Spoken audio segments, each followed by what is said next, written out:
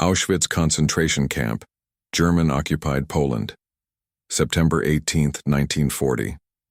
Rudolf Höss, the newly appointed commandant, surveyed the perimeter with SS Hauptsturmführer Karl Fritsch, his deputy. Electric fences hummed menacingly. Guard towers bristled with machine guns, and the notorious Arbeit macht frei gate stood as gatekeeper to hell itself. Höss turned to Fritsch with satisfaction. "This facility is impenetrable," he declared, watching searchlights sweep the darkness. "Even if prisoners somehow survived the labor, the starvation, the disease, they could never escape alive. And more importantly, the world will never know what happens here until it's far too late." Fritsch nodded in agreement. The camp was deliberately isolated in Upper Silesia, surrounded by German-controlled territory, miles from any Allied reach. More crucially, the SS relied on a psychological fortress even stronger than barbed wire: collective punishment. If one prisoner attempted escape, 10 others would be executed. This doctrine of terror ensured silence. The SS operated under absolute confidence that Auschwitz was a perfect secret. No one would voluntarily enter this death factory, and no one who entered would live to tell the tale. Intelligence from inside was impossible because prisoners who knew the truth were systematically worked to death. Höss smiled coldly. "The world suspects nothing. By the time they learn what we're building here, Poland will be purified and it will be too late to stop." The SS had calculated correctly that the world would dismiss reports of industrial murder as propaganda exaggeration. Auschwitz was the perfect crime scene: remote, brutal, and utterly secret. Or so they believed. What Höss and the SS could not have imagined was that at that exact moment in Warsaw, a 39-year-old Polish cavalry officer named Witold Pilecki was finalizing a mission that would shatter their fortress of secrecy. Pilecki had volunteered for the most audacious intelligence operation of World War II: to deliberately allow himself to be captured during a Nazi street roundup, infiltrate Auschwitz under false identity, organize resistance from inside the camp, and smuggle eyewitness reports of Nazi atrocities to the outside world. On September 19, 1940, Pilecki positioned himself in the Żoliborz district of Warsaw, carrying forged papers under the name Tomasz Serafiński. When German soldiers began their brutal roundup, Pilecki did not run. He allowed capture. 2 days later, he arrived at Auschwitz as prisoner number 4859, beginning a mission that would last 947 days and nights in hell. Pilecki would organize an underground resistance network of approximately 800 members, survive pneumonia and typhus, witness the birth of the Holocaust's industrial machinery, and escape to write the first comprehensive eyewitness account of Auschwitz. But he would fail in his most critical mission: making the world believe him. Allied governments would dismiss his detailed reports as Polish propaganda, until liberation confirmed every horrifying word. Far too late for over 1 million murdered souls. The mathematics of Pilecki's mission were brutal from the beginning. Auschwitz was not merely a prison but a methodically designed death machine.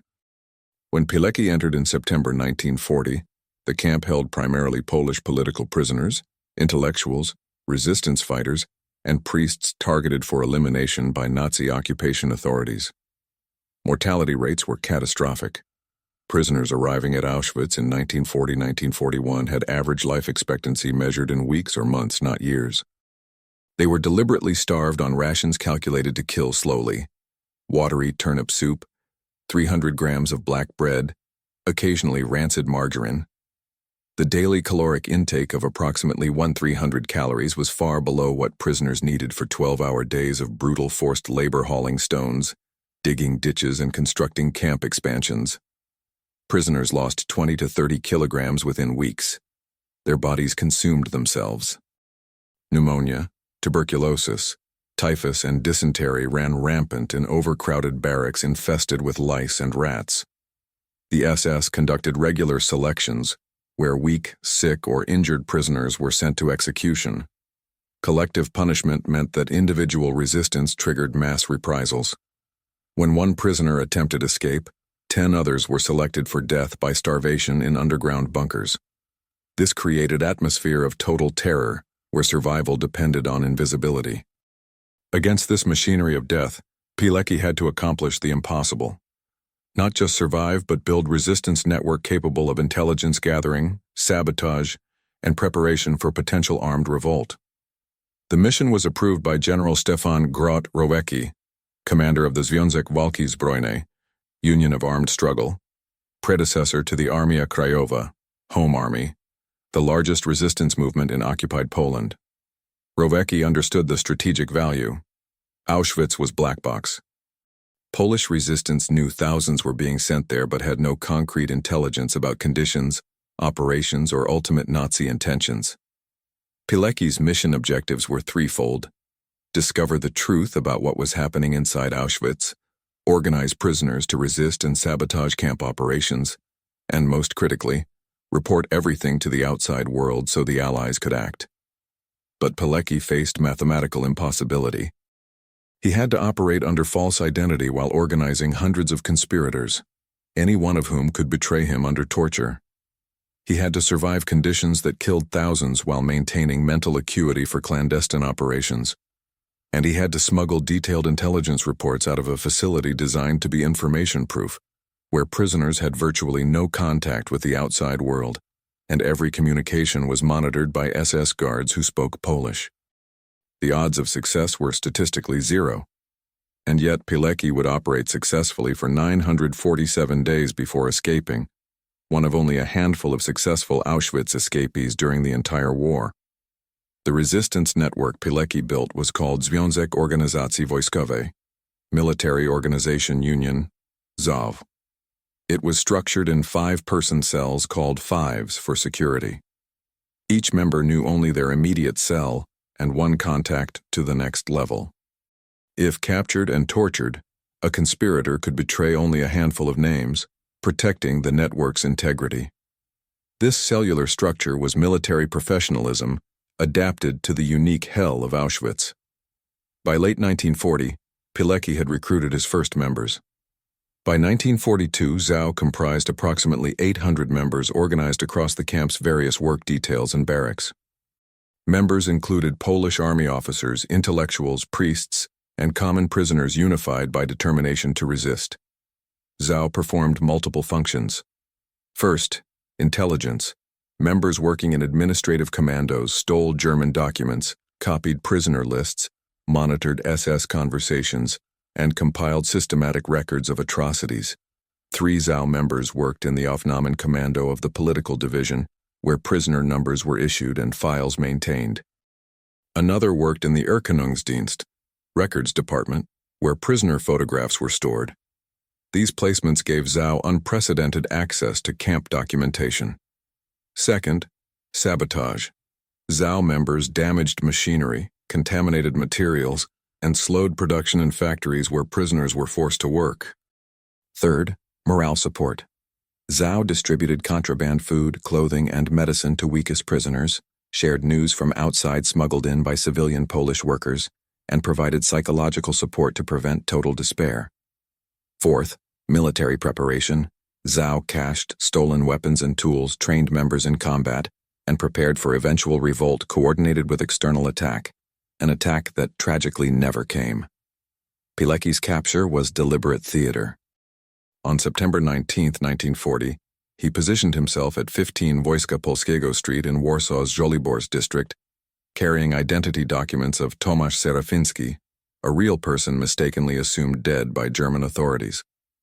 When SS and Wehrmacht units began their łapanka, roundup, arresting able-bodied Polish men for forced labor, Pilecki stood in plain sight and allowed himself to be seized along with approximately 2,000 others.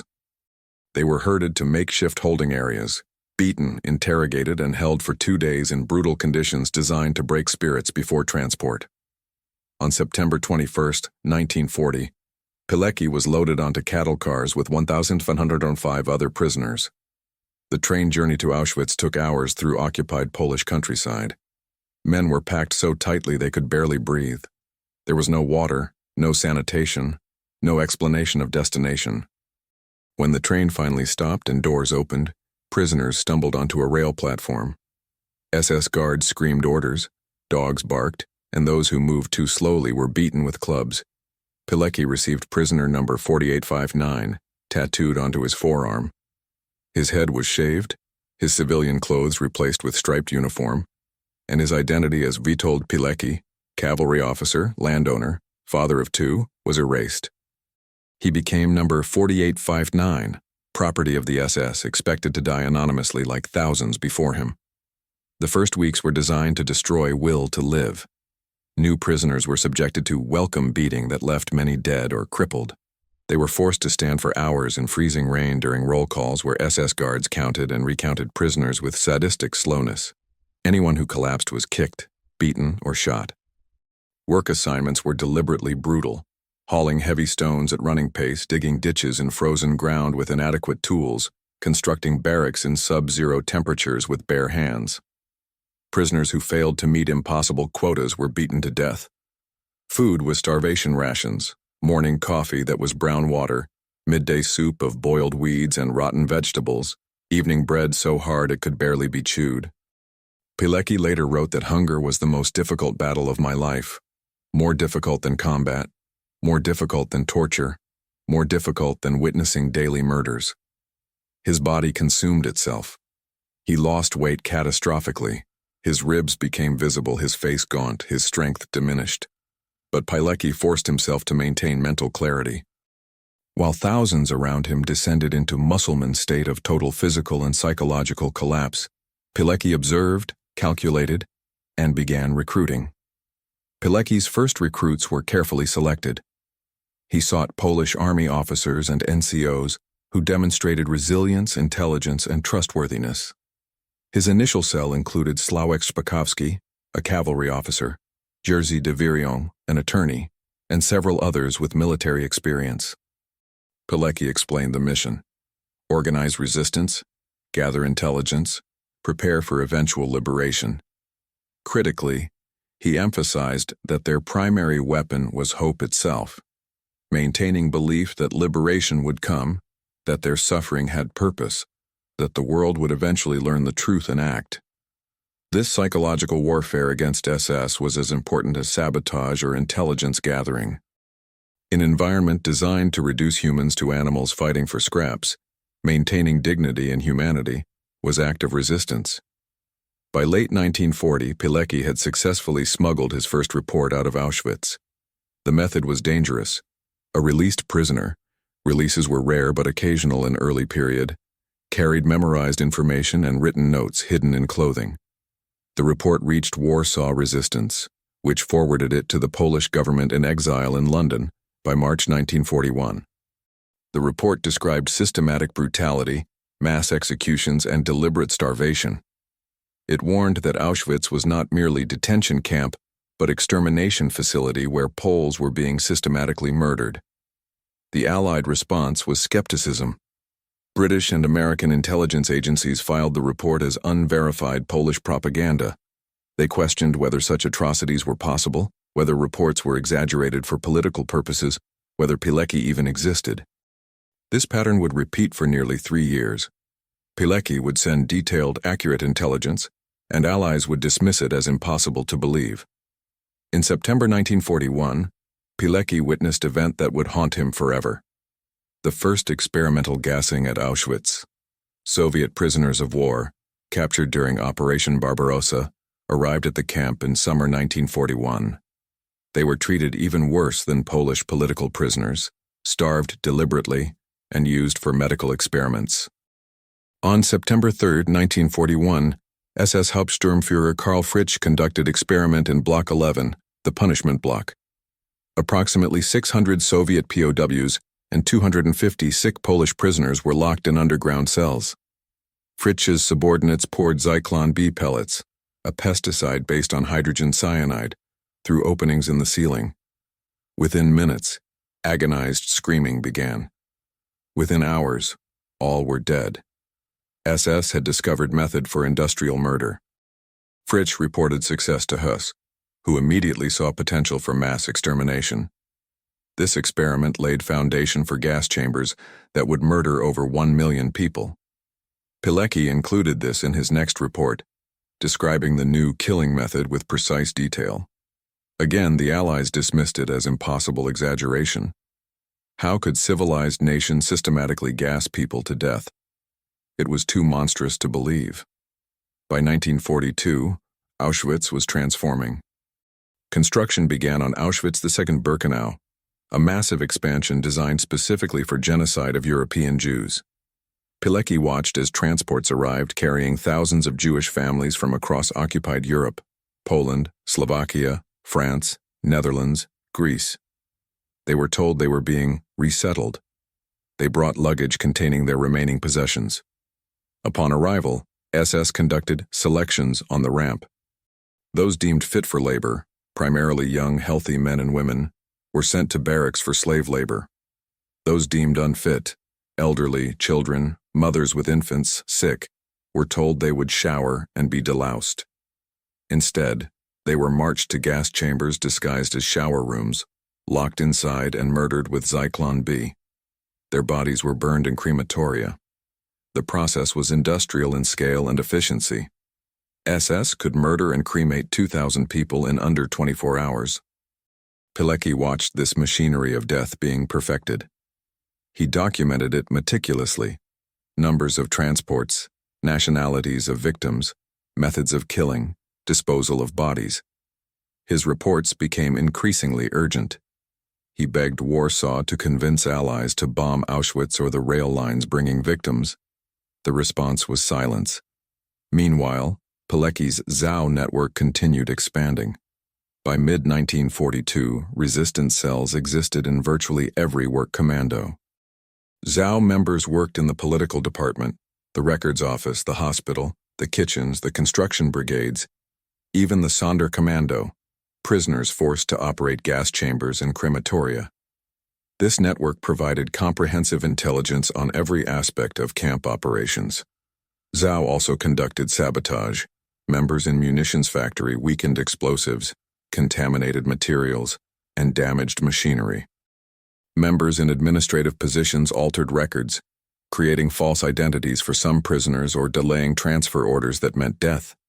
Members in the hospital hid sick prisoners and forged medical records. These acts saved individual lives, but could not stop the industrial genocide. Pilecki also built a radio transmitter. Components were smuggled piece by piece into camp by Polish civilian workers employed by SS for construction. It took months of dangerous smuggling. When assembled, the transmitter allowed ZOW to send brief coded messages directly to Warsaw, bypassing the slower method of smuggling written reports with released prisoners. However, SS radio detection equipment meant transmissions had to be infrequent and brief to avoid triangulation. Nevertheless, this technological achievement demonstrated sophistication of Pilecki's resistance. They had built clandestine radio inside a concentration camp. But by early 1943, Pilecki faced devastating realization. The Allies were not going to act on his reports. Despite 3 years of detailed intelligence about genocide, despite confirmation from multiple sources, Allied governments refused to divert military resources to bombing Auschwitz or the rail lines. British and American military planners argued that strategic bombing should focus on military and industrial targets, that bombing camps would kill prisoners, that resources were needed for conventional military operations. Behind these rationales lay darker truth: anti-Semitism and indifference. Saving Jews was not military priority. Pilecki also realized that ZOW could not liberate Auschwitz from within without external military support. The planned revolt, uprising timed with Home Army attack from outside, was not feasible. By 1943, Auschwitz was vastly expanded with tens of thousands of SS guards, elaborate fortifications, and surrounding German military presence. ZOW's cached weapons, a few stolen rifles, some grenades, improvised blades, were pathetically inadequate against machine guns and artillery. A revolt would be suicide, accomplishing nothing. Pilecki made decision. He had to escape, return to Warsaw, and personally convince leadership and allies to act. Planning escape from Auschwitz was nearly impossible. Since the camp's opening, there had been approximately 800 attempted escapes. Most were captured within hours and executed with maximum publicity to deter others. Those who made it beyond immediate perimeter, usually were caught within days by German patrols, police checkpoints, or hostile civilian population, incentivized by bounties. Successful long-term escapes numbered in dozens, not hundreds. Collective punishment meant 10 prisoners were executed for every escapee, creating moral weight that prevented many attempts. But Pilecki concluded he had no choice. On the night of April 26–27, 1943, Pilecki executed escape plan developed over months with 2 other ZOW members, Jan Redzai and Edward Cisielski. They worked in Camp Bakery, which was located near the perimeter. Over weeks, they had loosened bolts on a heavy metal door. On the designated night during shift change when guard attention was divided, they removed the door, slipped outside, and ran. They had studied guard patterns, knew blind spots in searchlight coverage, and had prepared civilian clothes hidden near perimeter. They ran through darkness, heading west toward Vistula River 100 kilometers away. For 7 days they traveled mostly at night, hiding in forests, avoiding roads, relying on sympathetic Polish civilians for food and shelter. On May 3, 1943, Pilecki reached Warsaw. He had survived 947 days in Auschwitz and escaped to tell the world. Warsaw, May 1943. Witold Pilecki sat in a safe house, debriefing resistance leaders about his mission. He had entered Auschwitz voluntarily, organized 800 conspirators under SS noses, survived nearly 3 years of hell, and escaped alive. Now he wrote furiously, compiling everything he witnessed into a comprehensive report. The document grew to 100 pages, detailing every aspect of Auschwitz: the administrative structure, the killing methods, the daily routines of extermination, the numbers of dead. He included names of SS officers, descriptions of gas chambers, testimonies of survivors, and urgent recommendations for Allied action. He titled it, Rapport W, Witold's Report. He believed this eyewitness account, delivered by a credible Polish officer who physically infiltrated the death camp, would finally convince the Allies to act. He was wrong. The report was forwarded through resistance channels to London. It was filed, noted, and ignored. Allied planners continued to insist that strategic bombing must focus on military targets, that diverting resources to bomb death camps was not militarily justified. Behind closed doors, British and American officials expressed skepticism about whether genocide was truly occurring on scale described, whether Pilecki was a reliable witness, whether Polish sources exaggerated for political purposes. Pilecki felt crushing realization wash over him. He had sacrificed everything, his safety, his family, nearly his life, to witness and report the greatest crime in human history. He had delivered proof, and the world chose not to believe him. Or worse, believed but chose not to act. The psychological weight was devastating.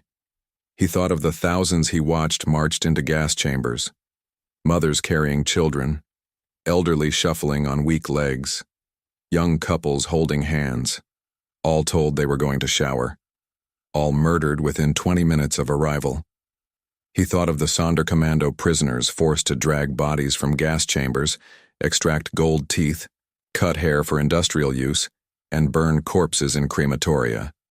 He thought of the selections where SS doctors with flick of thumb determined who lived another day and who died immediately. He thought of the medical experiments where prisoners were injected with diseases, subjected to freezing water torture, sterilized without anesthesia. All of this he had documented. All of this he had reported. And the world's response was bureaucratic indifference. But Pilecki refused to stop. He continued intelligence work for Home Army. When Warsaw Uprising erupted in August 1944, desperate attempt by Polish resistance to liberate capital before Soviet arrival, Pilecki fought in Old Town District. For 63 days, poorly armed Polish fighters battled Wehrmacht and SS. The uprising was crushed with apocalyptic brutality. Over 200,000 Polish civilians were massacred. Warsaw was systematically destroyed, reduced to rubble. Pilecki was captured and sent to German POW camp. He survived until American liberation in April 1945. The war ended. Pilecki had survived Auschwitz, survived the Warsaw Uprising, survived German captivity. But his ordeal was not over. Poland was liberated by Soviet Union, which installed communist puppet government. Pilecki, loyal to Polish government in exile in London, viewed Soviet occupation as trading one tyranny for another. In 1945, he volunteered for another impossible mission: infiltrate communist-controlled Poland, gather intelligence on Soviet crimes and repression, and report to the West. It was suicide mission. By 1947, Communist Secret Police UB arrested him. He was tortured, methods as brutal as anything Gestapo used. His interrogators wanted names of resistance members, confessions of espionage, propaganda ammunition for show trial. Pilecki endured beatings, sleep deprivation, psychological torture. On March 3, 1948, his trial began. The charges were fabricated: espionage for Western powers, planning armed rebellion, collaboration with anti-socialist elements. The verdict was predetermined. On May 25, 1948, Witold Pilecki was executed by shot to the back of the head, the Katyn method Soviets used to murder Polish officers in 1940. He was 47 years old. His body was dumped in unmarked mass grave. Location remains unknown to this day.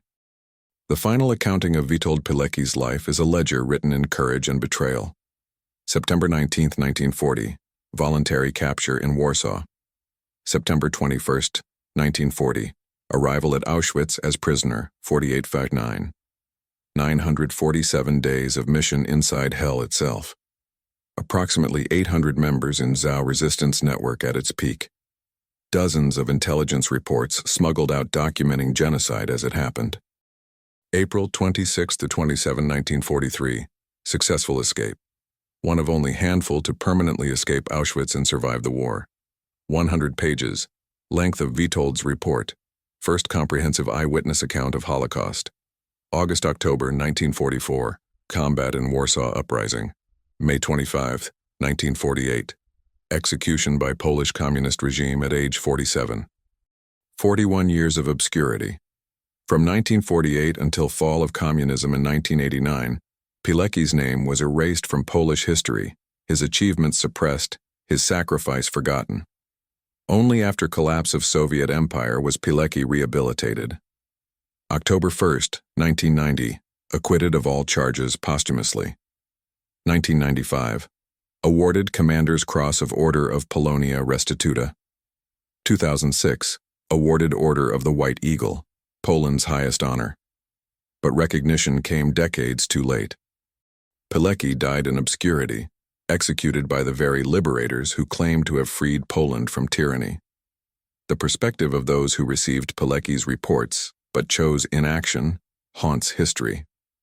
Jan Karski, Polish resistance courier who carried eyewitness testimony about Holocaust to Allied leaders, met with President Franklin D. Roosevelt and British Foreign Secretary Anthony Eden in 1943. He described death camps, ghettos, mass murders. Roosevelt listened, expressed sympathy, and did nothing. Churchill received reports, acknowledged atrocities, and refused to divert bombing resources. The official rationale was strategic necessity.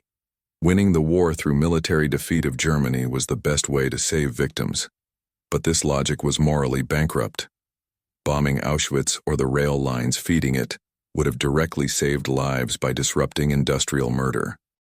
The real reasons for inaction were darker: anti-Semitism, bureaucratic indifference, and calculation that Jewish lives were not worth diverting resources. After liberation, when Allied troops discovered camps and world saw photographs of skeletal survivors and mountains of corpses, politicians and generals expressed shock. We didn't know, they claimed. If only we had known. But they did know. Pilecki told them. Karski told them. Hundreds of reports from multiple sources told them. They chose not to believe until it was convenient to care, until cameras documented horror and public opinion demanded response. In interrogation after the war, Rudolf Höss, commandant of Auschwitz, admitted that he feared internal intelligence leaks, but never suspected organized resistance network of 800 prisoners operating under his nose for years. SS security was oriented toward preventing escape, not detecting clandestine organization inside. Höss's arrogance, Belief that prisoners were too broken, too starved, too terrorized to organize, allowed Pilecki's network to thrive. This mirrors broader Nazi failure. Totalitarian systems that rely on terror and dehumanization underestimate human capacity for resistance. Pilecki proved that even in ultimate hell, courage and organization were possible. But he also proved tragic limitation. Individual heroism cannot overcome institutional evil without institutional response. Pilecki delivered truth to power. Power chose not to act. The most devastating testimony comes from Pilecki himself, in final letter to Polish president in exile Bolesław Bierut, written from communist prison in May 1948. He requested mercy, knowing request was futile. He wrote, "All my life I have worked for Poland." This sentence, simple and direct, encapsulates man who sacrificed everything for nation that ultimately abandoned him. He volunteered to enter Auschwitz when he could have remained safe and underground. He endured 3 years of hell when he could have attempted earlier escape. He fought in Warsaw Uprising when he could have hidden. He returned to communist Poland when he could have stayed safe in West. At every crossroads, Pilecki chose duty over safety. And at every turn, institutions he served failed him. Allies didn't believe his reports. Polish communists executed him as traitor. Only decades after death was he recognized as hero. Pilecki's legacy transcends military history. He proved that bearing witness to evil, no matter the personal cost, is moral imperative. But he also revealed painful truth. Witnessing is not enough. The world must choose to believe witnesses, must choose to act on evidence, must choose to prioritize stopping genocide over bureaucratic convenience. Pilecki entered Auschwitz voluntarily to tell the world. The world chose not to listen. This failure implicates everyone who received his reports and did nothing. British officials who filed reports as unverified, American intelligence analysts who questioned credibility, military planners who refused to bomb rail lines, politicians who feared political cost of prioritizing Jewish victims. All were complicit through inaction. In modern Poland, Pilecki is national hero. Schools bear his name. Monuments commemorate his sacrifice. August 25th is Witold Pilecki Day. But this recognition is recent and incomplete. Many outside Poland have never heard his name. His story was suppressed for half-century by communist regime that executed him. Even after rehabilitation, it took decades for Western historians to fully appreciate his mission's magnitude. Only in 21st century has scholarship elevated Pilecki to proper place, one of World War II's most extraordinary heroes. Yet recognition feels hollow when measured against cost. Pilecki deserved better than execution in communist prison. He deserved to see his children grow up, to live in free Poland he fought for, to be honored while alive. Instead, he died in unmarked grave, his sacrifice unrecognized, his warnings unheeded. The ultimate verdict is this: Witold Pilecki accomplished the impossible and failed at the essential. He infiltrated Auschwitz, survived, and escaped. Impossible achievement. He organized 800 conspirators, built radio transmitters, smuggled dozens of intelligence reports. Impossible achievement. He documented Holocaust in real time with precision and detail. Impossible achievement. But he failed to make the world act. And in that failure lies indictment not of Pilecki, but of Allied governments that possessed information, possessed capability to intervene, and chose not to because saving victims was not strategic priority. Pilecki entered hell twice, once in Auschwitz voluntarily, once in communist Poland voluntarily, and both times was betrayed by institutions he trusted. His story is testament to human courage and human capacity for moral cowardice. One man sacrificed everything to tell truth. Nations with power to act chose comfort of skepticism over burden of action. And over 1 million people died at Auschwitz, while Pilecki's reports gathered dust in London filing cabinets. This is Pilecki's legacy. Unimaginable bravery met with unforgivable indifference. The world finally learned the truth. But it learned too late because it chose not to believe when belief demanded action.